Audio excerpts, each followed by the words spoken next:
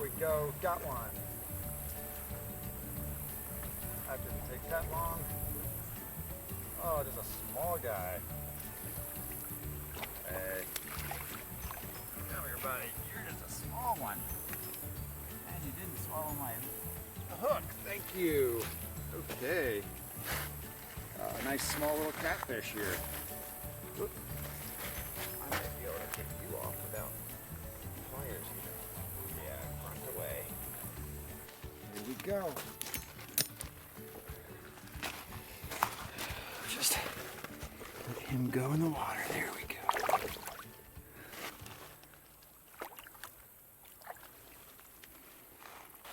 There we go. Got our catfish. So we just reeled in catfish, let it go. I just hold the hook and let it swim back off. I don't keep most of the fish I catch here. I just release them back. It's a lot of work to keep them, and most of them aren't worth cutting up. So, but they're fun to catch. I love being down here at the river, whether I catch fish or not. So that was our plan right there. So we left off. When we left off, we were talking about assumptions, principles, constraints. I'd just gone through assumptions. We're back to now talking about the principles. So the principles, the two main principles: measurement principle, revenue and expense recognition principle, and full disclosure. So revenue and expense recognition are two separate principles. But first of all, measurement. We have two main types of measurement. There's fair value and there's historical cost. Fair value means that we are trying to measure something at what would be the fair value, i.e. what would a third party or an objective third party pay for that good or service at the time. That would be the fair value of it. Historical cost means, well, what did we pay for it historically? So, for instance, if you have, say, fixed assets, which in the US are primarily accounted for at historical cost, it doesn't matter what they're worth now, but it's what we bought them for with some form of depreciation in there, but we're not trying to achieve fair value at all. So that is measurement. So I will say there's this notion out there that fair value measurement is better than historical cost measurement, and I would take some issue with that. It is, if you look at it purely from the presentation of the, say, asset. Clearly, it'd be better to present an asset at fair value than it would be to present it at some old historical cost. However, the way accounting works is we don't have a good way yet of segregating our asset from the income statement side. So we don't want to fair value operating assets generally into net income. For instance, if, let's say I bought a building 5 years ago with the goal of, bought a piece of land 5 years ago with the goal of building a building on that piece of land and running my business out of it. So I'm going to build, say, a manufacturing facility where we make, I don't know, fishing lures. So we're going to make fishing lures in this building. I start construction I started construction last year, and as part of that process, I realized, oh, that piece of land I bought a couple years ago went up in value by, say, I don't know, $3 million. Now, that's great. Now the question is, should I take that increase in value and put it through my income statement? After all, that piece of land is now worth more. There are more resources available to the equity holders. If we want to take that perspective, the company's worth more now. Should that be reflected in net income? What if, let's see what I say, that the value went up by like $3 million? What if, let's say the company had a net loss of $1 million that year, and then they wrote this land up by $3 million, which gave them a net income of $2 million. Do you think the fair valuing that piece of land through the income statement appropriately reflected the performance of the company, when the only reason that they were able to report a net income was because they decided to write up the value of this land? Now the question is, well, this land, they're not going to sell it anytime soon. They're building a building on it. They're going to use it in their operations. It doesn't have any more value to them today than it did 5 years ago when they bought it. right? They're going to use it to produce stuff. They were going to use it to produce stuff then. If it had gone down $5 million, they would still be using it to produce stuff. So the question there is, if we fair value that building through the financial statements, that is potentially problematic. That shows a weakness or a downside of, say, fair value measurement, at least in terms of what we do with the increases, if we're going to put them through the income statement versus just fair valuing it on the balance sheet, which double entry accounting prevents us from just putting it on a balance sheet and not doing something else with the other side. Like if we increase a resource, that increase has to go to somebody. It's either goes into equity or it goes into liabilities. So that's the way it works. Next, we also talked about revenue and expense recognition. The key here is that you recognize revenue when the company has performed its service obligation. That's important. It does not matter when cash flows. Similarly, we recognize expenses in conjunction with the revenues they help to generate. That's why we capitalize inventory, because the inventory is going to generate revenues, and we're going to recognize that expense of inventory when we sell the inventory, i.e. when we recognize that revenue. So that's revenue and expense recognition. Lastly, we had full disclosure. That just means the financial statements contain all the information necessary to make a decision. And this is all subject to a cost constraint. Obviously, it costs money to produce financial statements. It costs both direct money to get the information, as well as indirect, say competitors could use the information to their benefit and your detriment. So those are costs to the financial statements. So that's our constraint. So I'm going to wrap that up. I'm going to come back in a little bit and move on, and we'll talk about the information system briefly.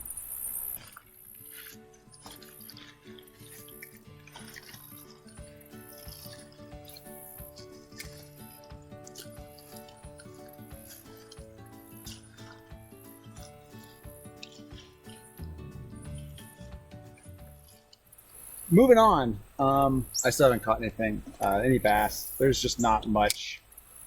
I don't think the bass have moved back into the area. Got a catfish a minute ago, so we'll be pleased with that, but I don't think we're gonna have any luck with bass today, which is not surprising given the water's been really low, really warm. It's kind of late in the season. I've tried 3 or 4 different lures with no luck, so I'm a little bass lure, kind of a river lure spinner right now, and not having any better luck with that. So we'll just move on and continue our process here. So in our information system, we have debits and credits. That is kind of the core, the base of our system. We start by recording everything as debits and credits. Debits and credits, there's nothing fancy to them. They just mean the right and the left side of the ledger. I can imagine how it got created was basically you start off with, let's say, a list of all your resources, and that was your left side. And then at some point someone said, well, hey, there's a bunch of claims on these resources, so let's put those in the next column over, which is the right side. So we end up with a left and a right side, and we adjusted the left and right side based on activities that happened, which led to debits and credits affecting the left and the right side of the ledger, which gave us debits and credits that we have today. So this is just the accounting, the technology. It's important to know debit and credits are not accounting themselves, they are the technology. So with that said, we have the accounting process. The process starts with some event. A lot of events accounting treats as transactions, and we journalize those. We journalize them with debits and credits into the appropriate accounts. Those accounts get summarized into account ledgers. So all of our journal entries that deal with cash get summarized into the cash ledger, which tracks all of the transactions that deal with cash. And it also gives us what is the cash balance at any given point in time. What we are most interested for financial reporting purposes is the cash balance or the ledger balance in all these accounts at the end of our period. So at the end of our period, we have a ledger balance. We can summarize all of those ledger balances into our trial balance. The trial balance is just a list of all of our ledgers, all the account balances, and what they are at that point in time. However, they need to be adjusted to make sure they account for internal transactions. So we adjust them for internal transactions. Those internal transactions, we have There's a bunch of gar jumping out here right in front of me, but they should not bite my lure, which will be grateful because I think with this little rod I'm using, they would just break it off and swim down the river. Okay, so we have to make adjustments. Record all of our internal transactions. Think of like depreciation, interest that hasn't been paid, salaries and wages that haven't been paid, revenue that we get to recognize or that we receive cash for that we don't get to recognize. All those things would be adjusting entries. At the end of the adjustment process, we have our adjusted trial balance, and it's from our adjusted trial balance that we prepare our financial statements. So in general, at this point in your accounting education, you should be comfortable journalizing any basic accounting transaction. Now that would involve investments in the company, revenues and expense transactions, purchasing of asset transactions, if you're borrowing money, those transactions, recording prepaids and deferred revenue transactions. So prepaids and deferred revenues, we'll talk about here in a minute. But you should be familiar and able to journalize all of those transactions. So I'm not going to go into great detail in the review section, but make sure you're comfortable with that kind of before moving on. That's a necessary, that's going to be necessary information. So once we have our adjusted trial balance, we need to create our financial statements. So our financial statements, all of our accounts can be broken into two main types. They can be broken into real accounts. Those are the accounts that are balances. Those are our assets, liabilities, and equity. And they can be broken into nominal accounts, which just accumulate transactions for some period of time. So all of our real accounts go on our balance sheet. The balance sheet tells us what is the balance in our real accounts. Real accounts, cash, receivables, debt, equity, so common stock, retained earnings. Those are all real accounts. Nominal accounts, revenues, expenses, gains, losses, dividends. Those are all nominal accounts. Those accounts all get reported on the income statement or the statement of retained earnings. So the income statement includes all of the operating activities for the company. So that's going to be revenues, expenses, gains, and losses for the period. That would give us our net income. Now, net income is just the net income attributable to common stockholders. It goes into retained earnings. That's why it's called retained earnings, because we retain it. Retained earnings is a balance account. It is a real account. It goes on the balance sheet, but it also, we track in a whole statement all the changes in retained earnings for a period. Those typically involve dividends and net income. Those are the two main components of our statement of retained earnings. So net income goes into retained earnings at the end of the period, as do dividends. Dividends come out of retained earnings. And then the ending balance of retained earnings is what gets reported on the balance sheet. So that is the preparation of financial statements aspect. Now, once the financial statements are prepared, we have to close all of our nominal accounts. Closing accounts just means we make the balance zero. We close our nominal accounts because those are tracking, the nominal accounts are tracking the flow of inflows and outflows. Well, we only want that for a period of time. At the end of the period, we want to be able to start tracking them again for the next period. So we close them out, which makes the balance zero for the beginning of the next period, and then we can start tracking it again. So we accumulate sales from, say, January 1st until December 31st. At December 31st, we go in, we zero out the sales account, and then we can start tracking sales again for the next period. So those are nominal accounts. All the accounts end up on the income statement, and dividends get closed out. Those are nominal accounts. Those get closed, and then we are ready to start the new period. Now, there is one other thing that you should be at least familiar with, and that is reversing entries. Reversing entries are entries that go back, and for some of your adjusting entries, it actually reverses them out. It reverses them out to simplify the future accounting or the accounting in the period. So, for instance, let's say you record an adjusting entry for accounts receivable that you hadn't billed yet. Well, you might reverse that account out so that then when you do bill them, you can just do your normal process of we bill the customer and we record an accounts receivable. Otherwise, you run the risk of possibly doubling up your accounts receivable if you didn't reverse it out and then you record it again when you bill them. So that's kind of the purpose of reversing entries, is to simplify record keeping in the new period. Once you reverse everything out, you're done and you have wrapped up. That is your information system. That is the system that produces financial statements. Now, just to alleviate your concerns or your excuses for why this isn't important, a lot of this is now automated. You no longer have to manually post to ledgers all of the journal transactions. That has been the case since like the very first computers were designed to do that. However, the preparation of financial statements, adjusting entries, are still a very manual process.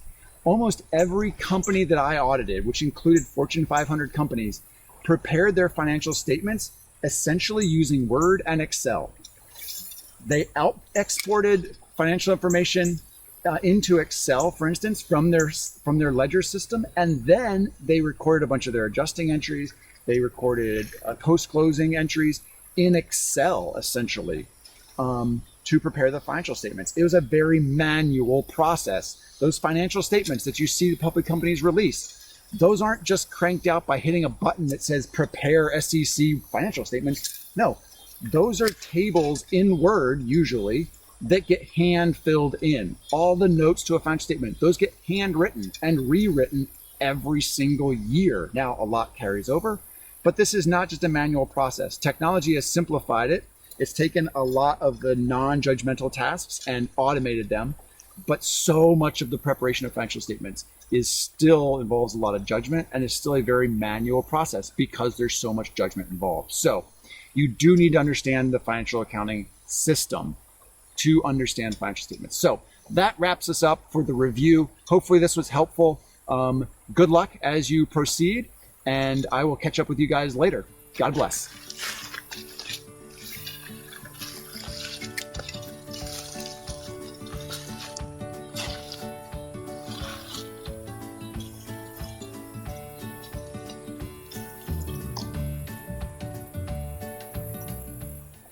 So I was just packing up and getting ready to head back up the trail, cross over the bar, just looked around. This is just gorgeous. The weather, the setting, it's quiet. It's about 5 o'clock in the evening. It does not get much better than this. It's quiet. There's little fish swimming in this little pool back behind me. It's just a lot of fun to see.